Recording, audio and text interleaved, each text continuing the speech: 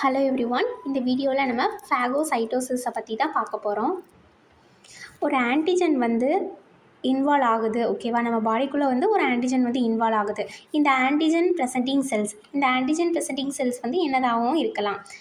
எக்ஸாம்பிளாக வந்து மேக்ரோஃபேஜ்னு வச்சுக்கோங்க, ஓகேவா? அந்த மேக்ரோஃபேஜ் வந்து என்ன பண்ணுது, இந்த ஆன்டிஜனை வந்து என்கல்ஃப் பண்ணதும் இது வந்து ஒரு மெம்ப்ரெயினை வந்து அதை சுற்றி வந்து உருவாக்குது, ஓகேவா? இது வந்து நம்ம வந்து ஃபேகோசோம் அப்படின்னு சொல்லுவோம்.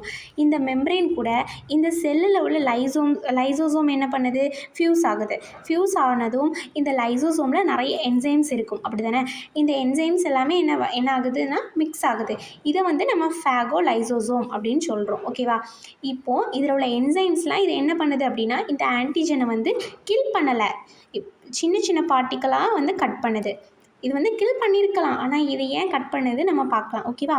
இது வந்து சின்ன சின்ன பார்ட்டிக்கலாக சாப் பண்ணி வைக்குது, ஓகேவா? இதுக்கப்புறம் வந்து இந்த ஆன்டிஜனை வந்து ப்ரெசன்ட் பண்ணுது.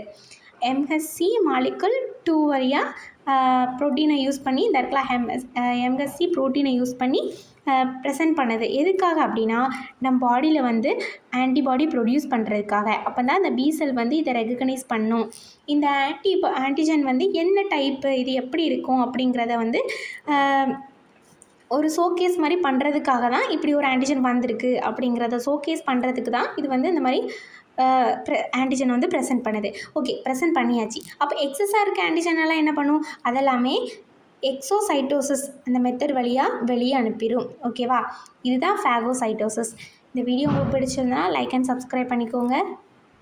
தேங்க்யூ ஃபார் வாட்சிங்.